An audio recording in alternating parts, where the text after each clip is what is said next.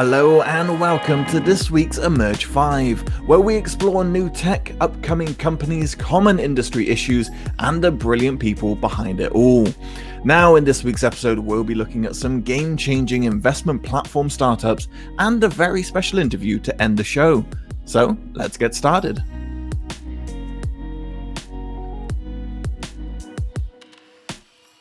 Now, kicking us off at number 5, we have Coinburp.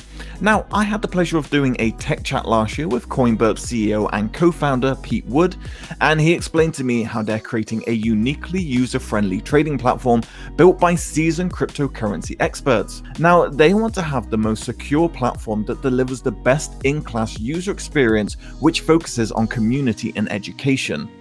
Now, Coinburp's goal is simplicity, allowing you to register an account within minutes, deposit instantly from your bank, and simplify the traditional cryptocurrency trading experience into 3 simple steps. Transformed headers into easily understandable instructions, and integrated instant trades, allowing you to complete ready-made trades with a single click. At number 4, we have Hardbacon. And I know I shouldn't be biased here, but this is probably my favorite company name. And Hardbacon is on a mission to turn investing in the stock market a simple and profitable process for everyone. Their mobile app syncs with online brokerages, analyzing its user portfolio and providing them with the data and tools they need to become better self-directed investors. But they don't stop there at the app. On their website, hardbacon.ca, they help Canadians pick robo-advisors and brokerages among other financial services through their easy-to-use comparators. They also educate Canadians about investment through various initiatives such as online courses, online magazines, a newsletter, and an encyclopedia. Now at number 3, we've got Numerai. Numerai is an AI-run crowdsourced hedge fund based in San Francisco, and it was created by South African technologist Richard Craib. Now, what makes Numerai unique is that its trades are determined by AI, which is fueled by a network of thousands of anonymous data scientists. It was the world's first AI hedge fund to create its own cryptocurrency called Numerai. And Numerai hosts a weekly tournament in which data scientists submit their predictions in exchange for the potential to earn some amount of US dollars and Numerai. And as of recording, one Numerai is worth $23.97. So if you've got the skills, it's definitely a platform you want to get involved with. Coming in at number 2, we've got Spaceship. An Australian company founded in 2016, Spaceship started with a single mission: to enable you to invest in your future so you can live the life you want to live.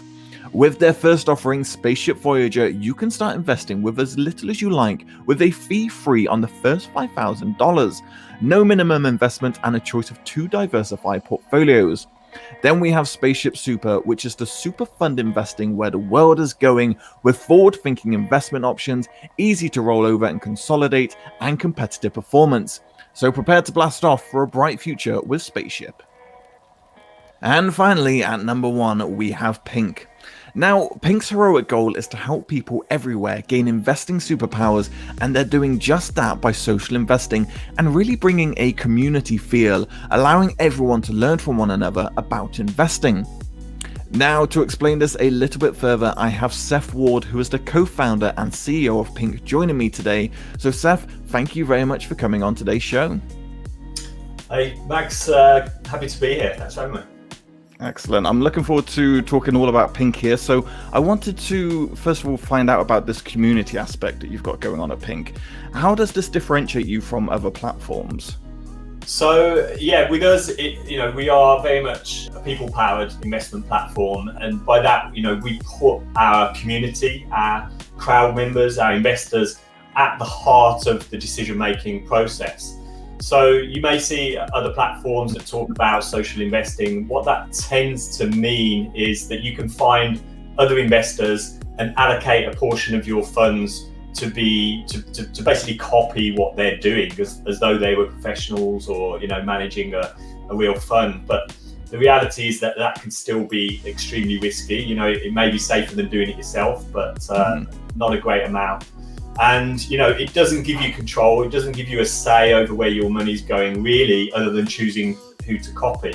Pynk, we've created a decision-making engine. It's a way to get the insight and the beliefs and the advice of tens of thousands, hundreds of thousands in the future, you know, effectively mini kind of investment analysts, managers, etc. And we build a collaborative portfolio out of all of those insights. So it really is people-powered, people first.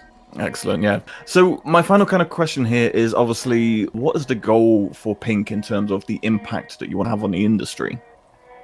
So we think there's a big gap out there in the market, and it's not just about giving an alternative to these two current extremes, one of which is, you know, doing everything yourself, which presents a massive amount of risks, but does give you that control over where your money's going. And at the other extreme, you know, putting your money into a fund or a portfolio or an app where you don't really have any say. We are a mix of the two. You know, you can have influence over what's in your portfolio, but you don't have that massive burden of kind of managing it 24/7 and doing everything correct.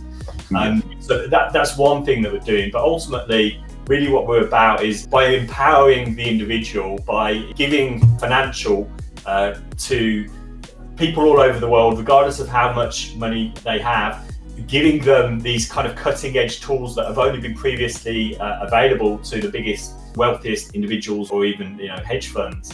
This is actually going to ultimately change the way that investment is done. By giving transparency and control to ordinary users, it will better reflect wider stakeholders, you know, in society, and we think it will result, hopefully, in not only new companies benefiting from investment that might not otherwise have done so, but also, you know, established companies listening more to what these previously ignored stakeholders might say about the decisions they're making. Yeah, exactly. It's a fantastic platform that really does put the power back into control of the people instead of a couple of other people dictating what gets seen and what gets funded. So it's really great work that you guys are doing, and you're already off to a flying start, but I can't wish you any more but the best of luck, really. So Seth, thank you for coming on today's show, walking us through it. And if people want more information, where would you recommend they head on over to?